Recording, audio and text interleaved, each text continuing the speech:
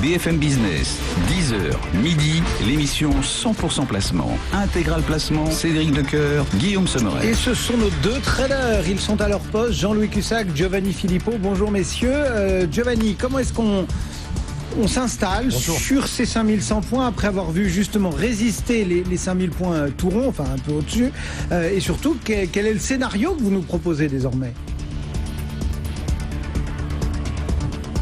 Alors, mon scénario est toujours baissier à moyen terme, donc on a touché des niveaux stratégiques importants, donc naturellement je dirais on tente de les sauvegarder.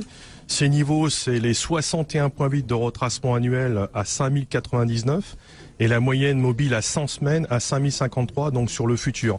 Cette ligne de tendance d'ailleurs de moyen terme n'a plus été enfoncée depuis l'élection de Trump, c'est-à-dire depuis novembre 2016. Donc c'est pour ça que je dis que c'est des niveaux stratégiques très importants et donc on tente de les sauvegarder. Donc on considère, nous à l'heure actuelle, qu'on est dans une vague B après une vague de correction A qui a été de l'ordre de 8%. Donc on pourrait effectivement amorcer un petit rebond. Néanmoins, le réajustement des prix devrait donc continuer de peser à notre sens ces prochains mois. Dans ce sens, comme je vous l'avais déjà évoqué en juin, la fenêtre de tir à la baisse est désormais optimale d'octobre à février 2019. Pour moi, l'objectif légitime de la configuration actuelle serait la zone 4735-4530 sur le futur. 4500 étant d'ailleurs la cible idéale d'ici février 19. Donc à moyen terme, on n'a pas changé de stratégie, c'est du copier-coller, on vend les rebonds ou les ruptures, ça a bien marché jusqu'ici. À court terme, il n'y a pas d'excès. À titre de comparaison, on n'a pas atteint le niveau de survente du 13 février lorsqu'on touchait 4803,5 sur le futur de l'époque. Surveiller une sortie avec du volume de la zone 5145, 5053, objectif à la hausse 275 ou 4820. Voilà, le maintien sous 5099 en clôture hebdomadaire serait négatif et la perte de 5050 très négative. Donc au plus près, comme je vous le disais, on amorce un petit rebond. En base horaire, on a des divergences, ce qui invite à lever le pied à la vente. Néanmoins, les plus agressifs peuvent conserver un billet vendeur sur zone 115, 145 ou sur rupture nette de 5050 avec un stop sous 5180, au-dessus de 5180. Pour ma part, ma préférence est plutôt une vente sur rebond entre 195 235 avec un stop au-dessus de 5300. Donc pour moi, il n'y a aucune raison, si vous voulez, qu'on ait un rebond de nature important, je dirais, ces prochains jours. C'est simplement une B. On corrige un petit peu l'excès d'une première vague, donc on considère de 8% à l'heure actuelle. Jean-Louis, du côté de Perceval, comment est-ce qu'on appréhende les choses ?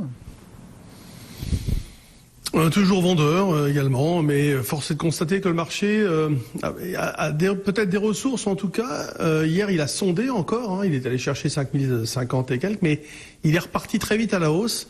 Donc ça confirme qu'il n'y a pas énormément de densité, il n'y a pas énormément de pression. L'état d'esprit n'a pas changé, si vous voulez. Il y a une position ultra défensive de la part des acteurs du marché. Ils prennent pas d'initiative non plus, bien évidemment, dans ce type de situation. La semaine dernière, jeudi, je vous disais, Valeo a fait une bougie de fin de baisse. Depuis, elle se reprend. Bon, c'est pas mal, mais bon, si vous voulez, c'est important à regarder parce que ça peut donner quand même une idée sur justement le moral des troupes. Pour l'instant, le moral reste quand même à la prudence. Il y a guère de contrepartie sur les marchés. Je vends vers les 5115. À ce matin, on a déjà vendu vers 13. On a racheté, mais c'est vraiment du micro-scalp.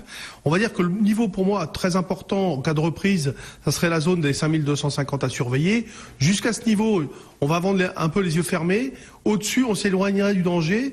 Et bon, tout dépendra de la vitesse de remontée éventuelle.